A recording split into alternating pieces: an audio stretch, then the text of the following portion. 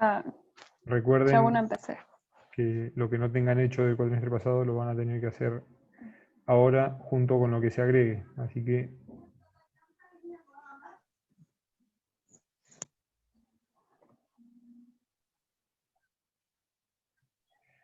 intenten ir juntando todo.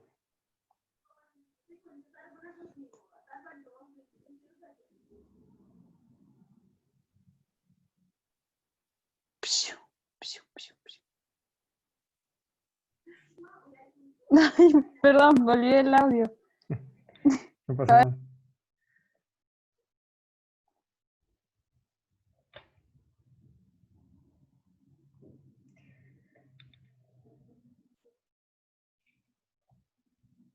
Bueno, ¿cómo le fue con la actividad de actividad 1?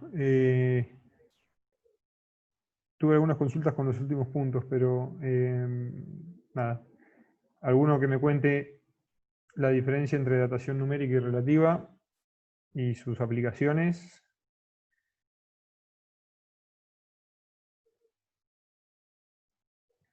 Pueden activar los micrófonos, no hay problema. No están bloqueados.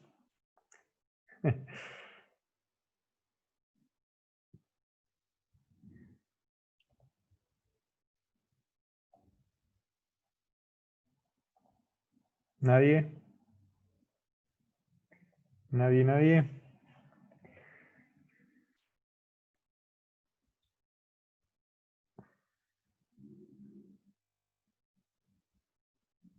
Ahí se conecta Aileen y creo que no va a faltar nadie. 2, 4, 5.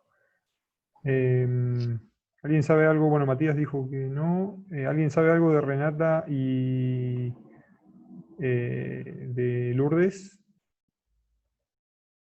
¿Nadie tiene contacto con ellas?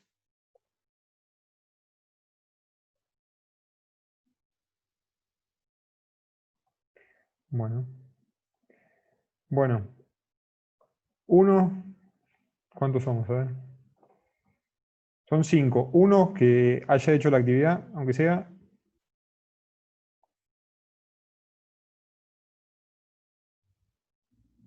Tienen los micrófonos habilitados. ¿Esta era la actividad que era para hoy? Claro. Ah, yo hice todo al revés, yo.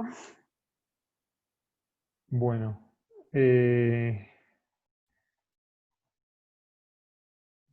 A ver, ahí escribió alguien. Bueno, ¿hasta dónde llegaste, Leo? ¿O con cuál tuviste dificultad? Voy a aclarar algo sobre... el último punto es regla 3 simple, no hay mayores dificultades. Los primeros 3, 4, sí, hasta el 5 incluso, con lo que vimos en la clase anterior, en la teoría lo pueden encontrar fácil. El 6 también, pero me interesa explicarlo, porque tuve algunas consultas sobre este punto. Si bien está en una de las diapositivas, es sencillo, está bueno que lo veamos, así ya les queda. Encontré este grafiquito, en donde fíjense que el punto, el inciso, decía, un radioisótopo hipotético tiene un periodo de semidesintegración de 10.000 años, ¿sí? La proporción de radioisótopo padre e isótopo hijo estable es de 1 a 3. ¿Sí? Entonces, ¿cuál es la edad de la roca que contiene material radioactivo? Lo clave acá es esta palabra, ¿sí? Proporción. Si pensamos en proporciones y no en cantidades, que es lo que me preguntaba uno de sus compañeros, me parece, fíjense que si tenemos un isótopo padre, ¿sí? Que tiene un periodo de desintegración X, ¿sí? Y un periodo de vida media, ¿sí? O sea, cuando pase una vida media va a tener la mitad de la concentración, ¿sí? O de la proporción. Cuando pase otra vida media, ¿sí? Esa mitad de isótopos padre, ¿sí? Va a ser la mitad, o sea, el 25% de la inicial, ¿sí? Entonces, con esa proporción de 1 a 3, ¿sí? O de 25% a 75%, podemos saber, ¿sí? Que pasaron dos periodos de semidesintegración o dos vidas medias, ¿sí? Entonces, simplemente sabiendo eso, ¿sí? Y sabiendo el periodo de semidesintegración, la idea no era que hicieran complicarlos con muchas cuentas, sino que entendieran esto sobre todo, ¿sí? Que son proporciones, o sea, relaciones entre el isótopo padre y el isótopo hijo, simplemente sabiendo bueno, pasaron 2 periodos de semidesintegración, entonces la roca, ¿sí? Posee una edad de 20.000 años, ¿sí? Si cada uno es 10.000, ¿sí? Pasaron 2, 20.000. Así que por ahí esto era lo que más dificultad traía. Bueno, lo otro estaba en la parte teórica, así que no era muy complejo.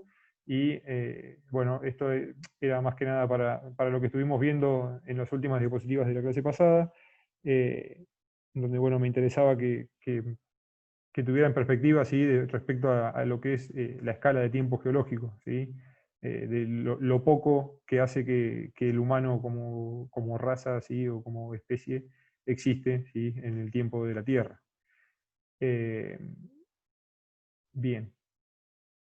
Y a su vez, cuán poco hace que hay vida en la Tierra, ¿sí? Respecto a la historia del planeta. Bien.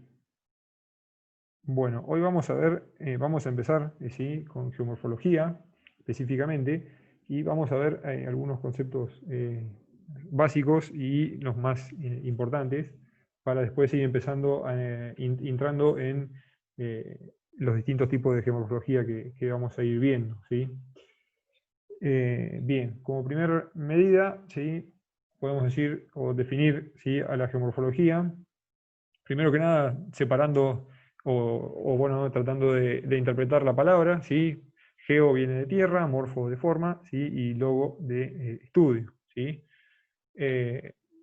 Así que bueno, básicamente es una geociencia que estudia la forma, ¿sí? De la Tierra. Y acá les dejé algunas definiciones propuestas. Fíjense que González Uriarte es el libro con el que nos manejamos, está en la plataforma, ¿sí? Pero bueno, vamos a empezar con la primera. Fíjense que la geomorfología es la ciencia encargada del estudio de la superficie terrestre y de los elementos que componen las geoformas, ¿sí? Ya tenemos ahí un concepto con el que vamos a trabajar, que es el de geoformas, ¿sí? A las cuales se las considera el resultado de la acción de los procesos tanto exógenos como endógenos, ¿sí? Ya hablamos un poco el otro día en el ciclo de las rocas, pero vamos a especificar si algunos procesos exógenos y endógenos, o por lo menos diferenciarlos, con respecto a la situación en la superficie de la litósfera. La otra definición, ¿sí? Es muy similar, solamente que agrega, ¿sí? Los efectos del humano, ¿sí? La actividad antrópica sobre el relieve, ¿sí? O la superficie de la Tierra. Y finalmente, la definición de González Uriarte, ¿sí? Fíjense que es la rama de la geología, ¿sí? Que interrelaciona los hechos de profundidad, o sea, los procesos endógenos, ¿sí? Con los de superficie, los exógenos, teniendo en cuenta, ¿sí? El clima, que en realidad lo podríamos englobar dentro de procesos exógenos, pero lo que hace González Uriarte es plantear al clima como el modelador final, ¿sí? Del paisaje o de la superficie de la Tierra, ¿sí? Entonces ahí tenemos algunos conceptos que vamos a ir desglosando ahora a medida que vayamos avanzando. ¿Alcanzan a ver bien la pantalla o lo ven cortado acá abajo? Dice paisaje, cordón de nudas, Sí, y acá abajo, ¿pero lo ven dunas. cortado? No, no Ah, se ve ok. completo. Joya.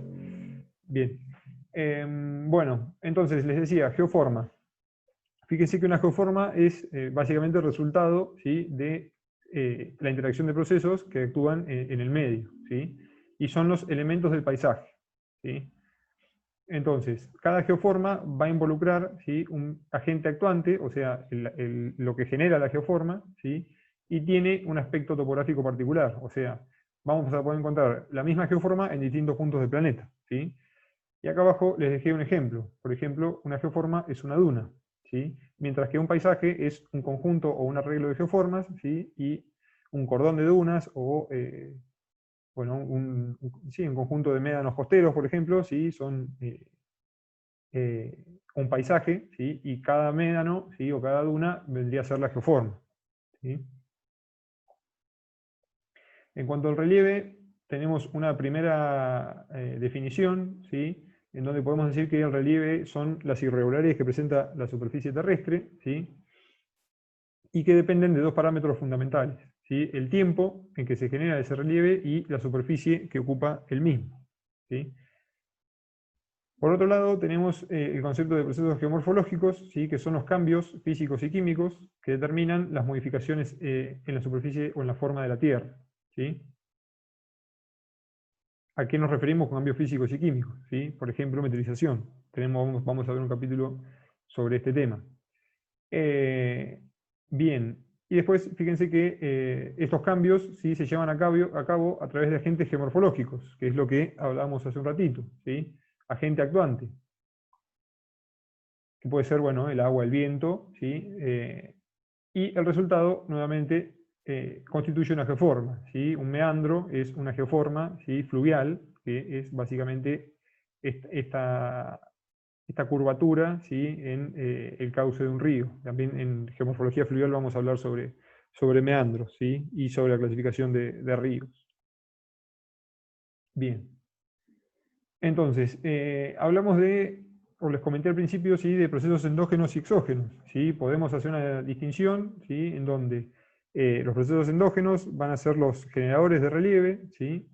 O sea, involucran componentes verticales, o sea, procesos tectónicos, ¿sí?, generadores de corteza, y los exógenos son los que tienden a modelar, ¿sí?, o a rebajar ese relieve, o sea, la meteorización, la erosión, remoción en masa, transporte, etcétera, ¿sí?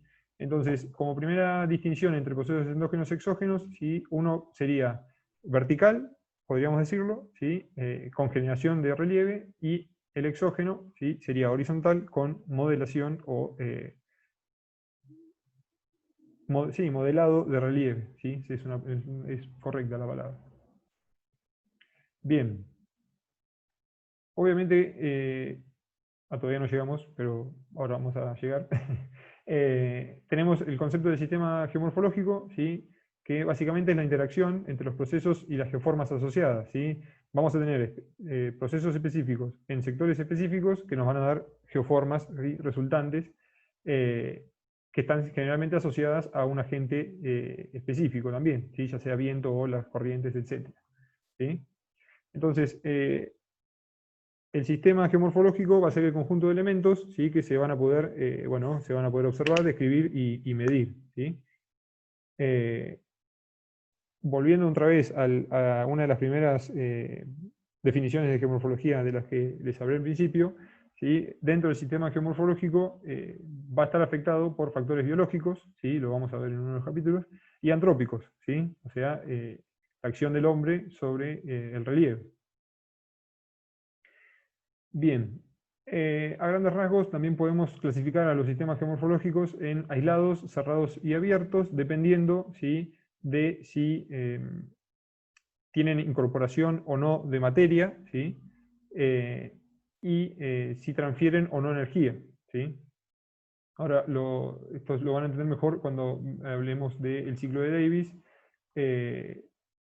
Y bueno, la realidad es que la gran mayoría son sistemas abiertos, ¿sí? Es muy difícil que tengamos un sistema aislado en la naturaleza, ¿sí? Esto es más bien teórico. Y el sistema cerrado, bueno, sí, puede ser una cuenca endorreica, por ejemplo, no sé, el mar Aral, por ejemplo, ¿sí? O bueno, alguna laguna que sea receptora de todos los cuerpos de agua, de todos los escurrimientos, mejor dicho, superficiales. Es un sistema cerrado, ¿sí?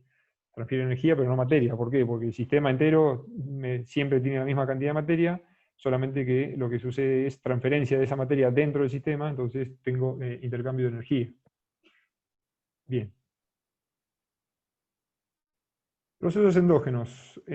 Hablamos bastante en geología estructural de los procesos endógenos de plegamiento, fracturación, combamiento, ¿sí?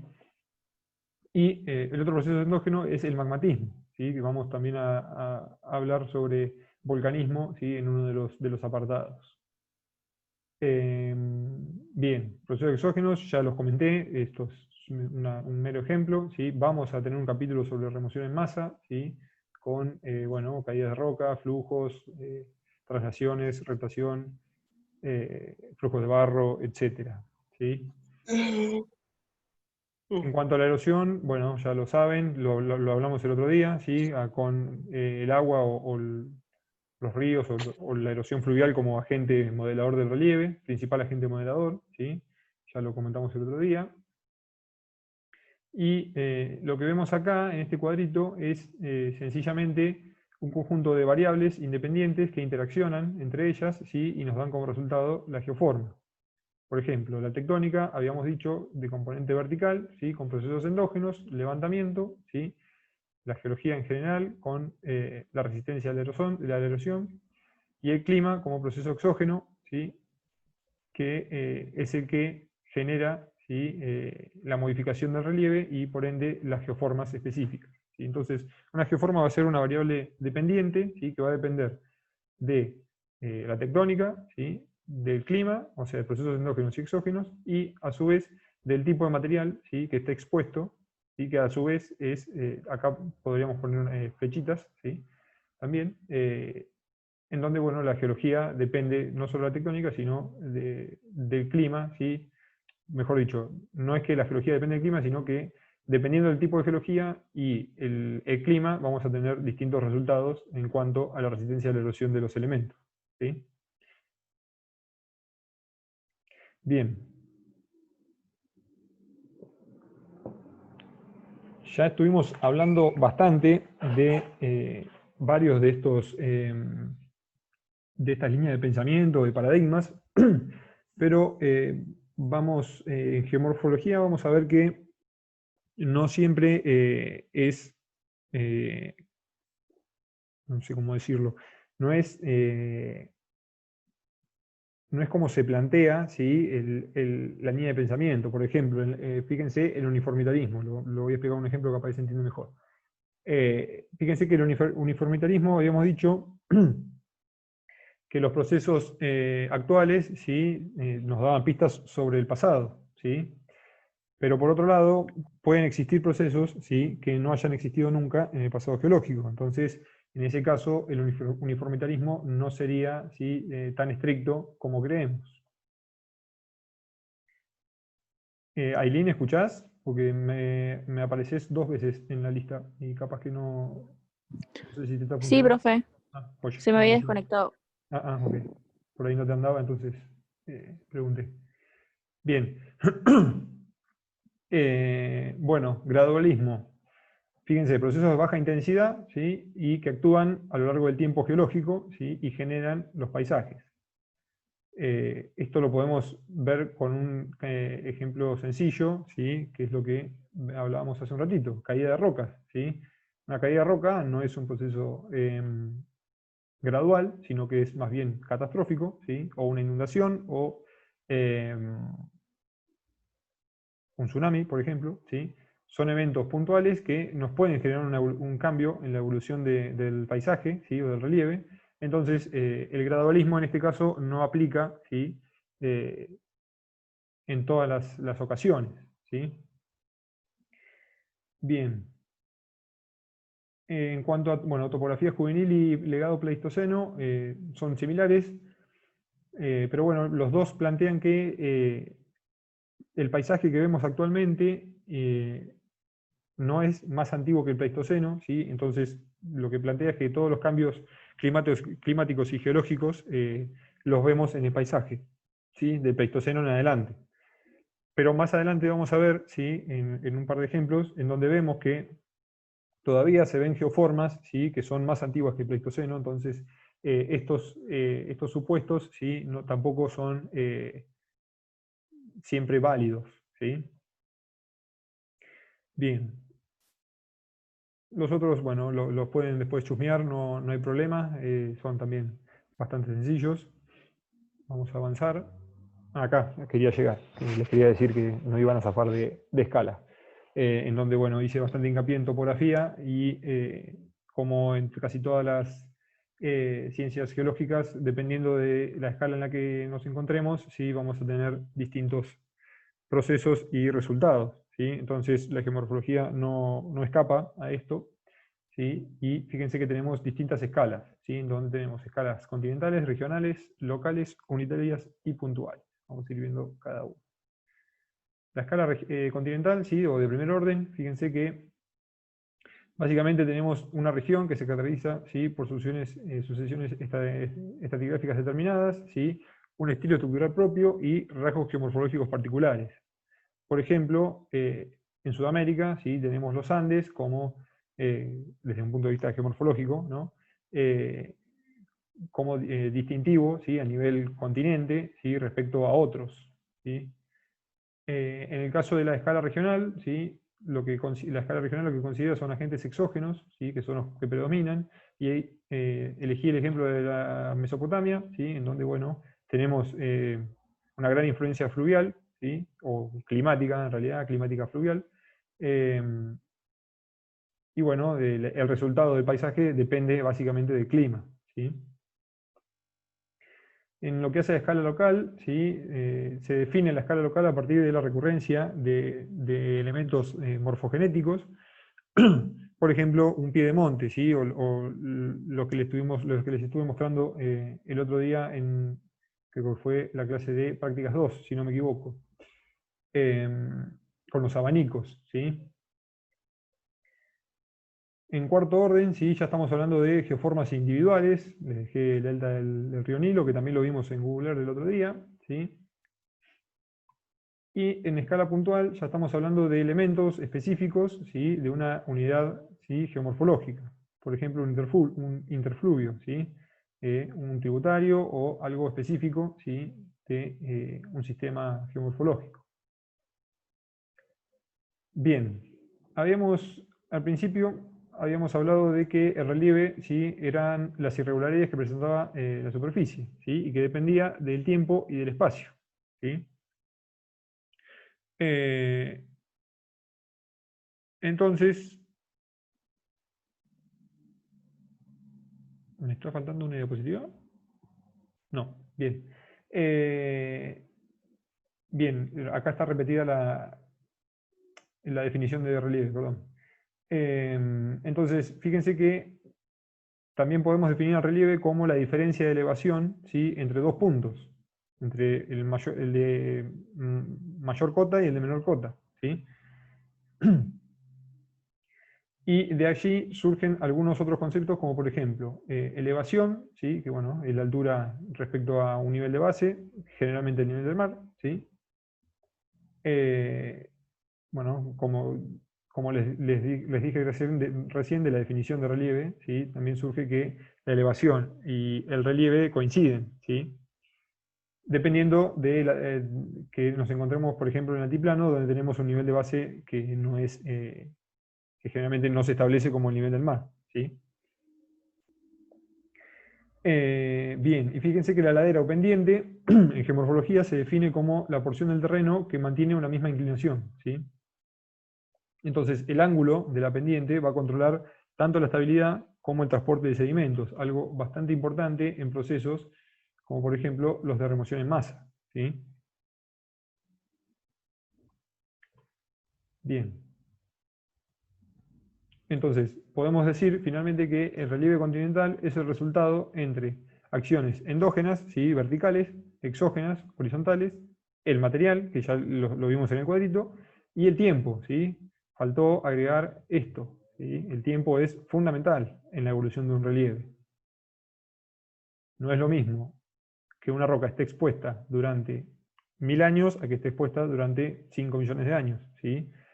Por más dura que sea esa roca, en algún momento se va a terminar meteorizando y erosionando, ¿sí? Bien. Acá agregué algunos conceptos de tectónica que no recuerdo si los vimos, ¿sí? Vimos más que nada los contactos entre placas tectónicas, me parece, pero bueno, no definimos algunos conceptos de tectónica que son importantes para geomorfología. En donde fíjense que podemos diferenciar dos categorías dentro de lo que son los continentes, que son las áreas planas, ¿sí? Y los cinturones montañosos. Esto lo podemos ver claramente en el mapita, ¿sí? A escala continental de Sudamérica, ¿sí? Tenemos la parte montañosa de los Andes y la parte plana, ¿sí? Entre comillas, de el resto del continente. ¿Sí? Fíjense que, bueno, los cinturones montañosos obviamente no es aleatorio, ¿sí? Se ubican en dos zonas, el cinturón del Pacífico o el cinturón de fuego que se le llama, y el arco de islas, y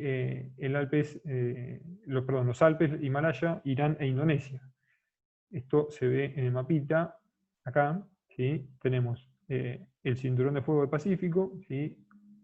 Y el sistema alpino Himalaya, ¿sí?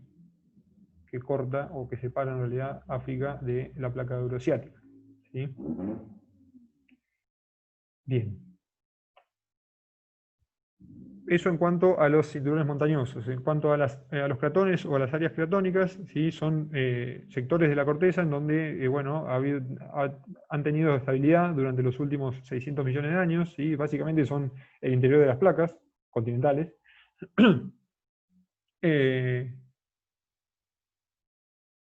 Y que bueno, dentro de, estas áreas cretónicas están lo que se denominan los escudos, ¿sí? Que son donde se encuentran las rocas más antiguas, fíjense, entre 1000 y 4000 millones de años. ¿Sí? El escudo canadiense es un ejemplo, también se ve acá. ¿Sí? En Sudamérica tenemos el escudo brasilero y el escudo del Orinoco, ¿sí? El canadiense que da el ejemplo. El africano, ¿sí? Básicamente son sectores de corteza estables, ¿sí? Que no han sufrido mayores modificaciones a nivel tectónico, ¿sí? En los últimos 600 millones de años. Bien. ¿Algo más? Creo que de continentes no especifique mucho más. ¿Alguna pregunta hasta acá? Ahora seguimos, ¿eh?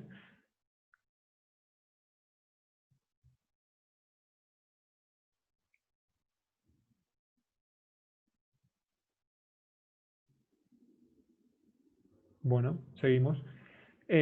Acá les dejé un mapita, ¿sí? Donde, bueno, vemos a grandes rasgos, ¿no? El relieve a nivel mundial, ¿sí? Con, bueno, los sectores montañosos, los sectores planos, los altiplanos, bueno, hay un poco de todo, depresiones incluso, ¿sí? Pero bueno, todos en distintas cotas, ¿sí? Respecto al nivel del mar, ¿sí? Bien, en cuanto a la parte de fondos oceánicos o márgenes continentales, tenemos tres unidades principales, ¿sí? Desde el punto de vista topográfico, que son los márgenes continentales, las cuencas oceánicas profundas y las dorsales. ¿Sí? Las dorsales ya las vimos en estructural. Y los márgenes, ¿sí? Tenemos nuestro margen argentino, ¿sí? Es un margen de tipo continental, en donde bueno, tenemos la plataforma, el talud, ¿sí? Y la elevación, ¿sí? Continental. Después ya entramos en lo que es el mar o el fondo oceánico, mejor dicho. Interesante para prestar atención es el grafiquito de acá abajo, ¿sí? En donde lo que vemos es en una misma escala, ¿sí? La extensión, ¿sí? Y la pendiente. Si bien acá está exagerada, y estamos hablando de kilómetros de profundidad, ¿sí? 5 o 6 kilómetros de profundidad, fíjense en misma escala cómo se ve, ¿sí? La pendiente. Estamos hablando de sectores con muy baja pendiente, ¿sí?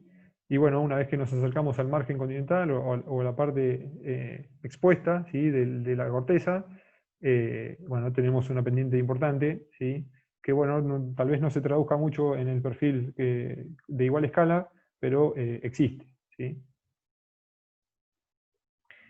Bien, en cuanto a las cuencas oceánicas profundas, ¿sí? Es esta parte, ¿sí? La parte del fondo oceánico. Fíjense que bueno, se ubican entre el margen y la dorsal, ¿sí? Es ese espacio que es bastante amplio, ¿sí? Y bueno, obviamente son muy profundas, con la fosa de las Marianas, con 11.000 metros de profundidad, ¿sí? No sé si saben dónde se encuentra, eh, pero bueno, está en lo que sería el oeste del Océano Pacífico, ¿sí? En el arco de islas que estábamos hablando hoy, ¿sí? Acá, más o menos, ¿sí? Es un punto de la corteza oceánica que tiene 11.000 metros de profundidad, ¿sí? Es el punto más profundo del planeta. Eh, y bueno, después las dorsales, que ya las vimos en estructural, así que no voy a entrar demasiado en detalle, ¿sí? El ciclo de Wilson creo que ya les hablé, ¿sí? Que bueno, es básicamente la evolución de los procesos tectónicos, ¿sí? En donde tenemos una primera etapa de rifting, ¿sí? Después generación de la cuenca, generación de la dorsal, después subducción, ¿sí? Nueva corteza oceánica y después nuevamente se genera el rifting dentro de la corteza oceánica, ¿sí? Les había mostrado el Cuerno de África, ¿sí? Donde teníamos, podíamos ver un ciclo de Wilson actualmente, ¿sí? Estamos hablando siempre de millones de años, ¿sí? Recuerden que esto no sucede en escala humana, ¿sí? Estamos hablando de procesos geológicos que duran varios millones de años, ¿sí? ¿Alguna pregunta? Nos queda poquito, nos quedan 7 minutos todavía, estamos bien. Pero bueno, si se corta les mando otra vez el link. Bien. En cuanto a relieves montuosos, podemos hablar de distintos conceptos, en donde, bueno, vamos a tener las cumbres, ¿sí? Que son los encuentros o crestas, ¿sí? Vertientes, en donde tenemos una pendiente alta, la falda, donde vamos a tener una pendiente baja, ¿sí? Una estribación, que bueno, es como una especie de descanso, lo podríamos definir de alguna manera, ¿sí? Y bueno, las laderas siempre tienen de 0 a 90 grados de inclinación, ¿sí? Con a mayor ángulo, mayor control estructural, ¿sí? Como estuvimos viendo en geología estructural también. Bueno, los relieves montuosos a su vez se pueden clasificar por altura, ¿sí?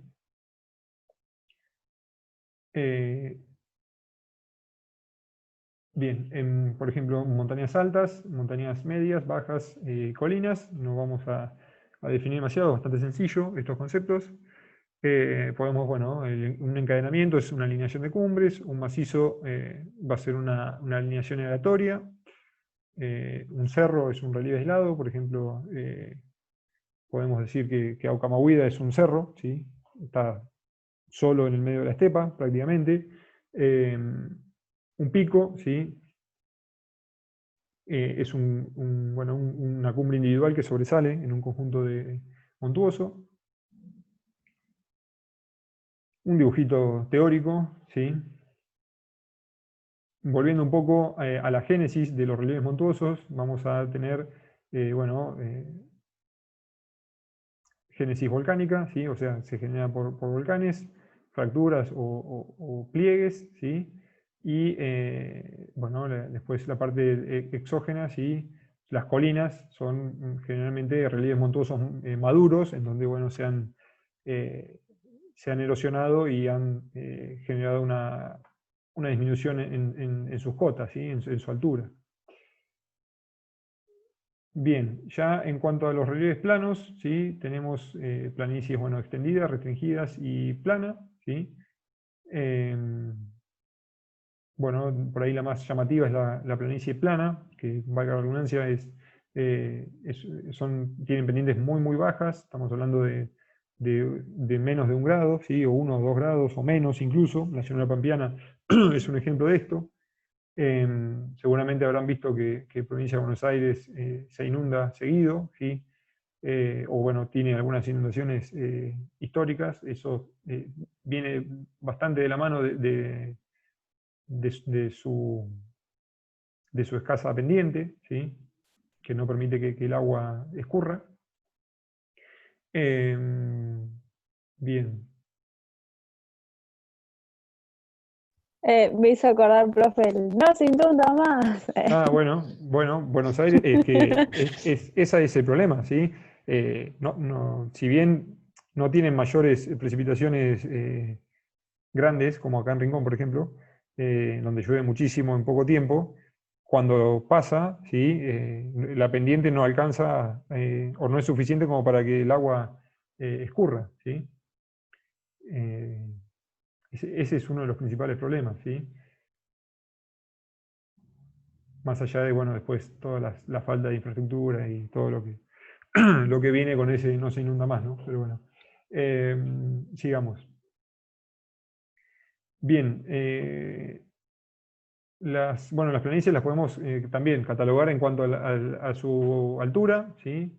El altiplano es conocido en el norte argentino.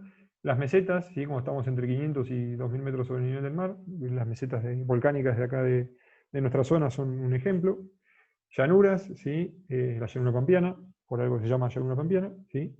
Eh, y las plataformas, ¿sí? Que se refiere a la plataforma continental marina, de la que les hablé hace un ratito, ¿sí? Fíjense, hasta 200 metros bajo el nivel del mar, ¿sí? Y bueno, en cuanto a su procedencia o su génesis, pueden ser, bueno, plataformas ascendidas, se pueden generar por denudación de relieves altos, ¿sí?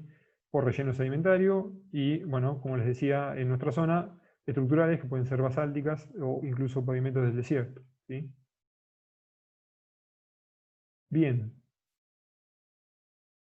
Algo para tener en cuenta son las terrazas, ¿sí? Que son escalones en lo que son las llanuras, o en las llanuras, en las planicies, mejor dicho, en las llanuras no, en las planicies, que bueno, pueden ser erosivos, ¿sí? Y cuentan, se les llama respaldo, plano y frente, ¿sí? Em, Existen también las terrazas fluviales, ¿sí? En donde fíjense que podemos tener cíclicas o no cíclicas, dependiendo de si generó sedimentación a ambos lados en uno de los eh, de las no me sale no me sale la palabra de uno de los lados del río, ¿sí? Bien. Bueno, antes de arrancar con los modelos, preguntas hasta acá. El resto, Stephanie, tenés presente por ahora.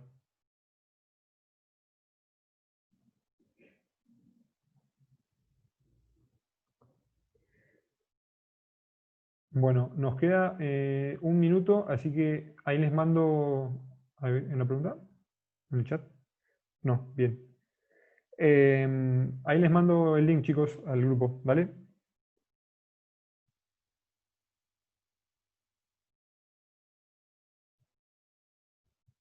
Chicos y chicas.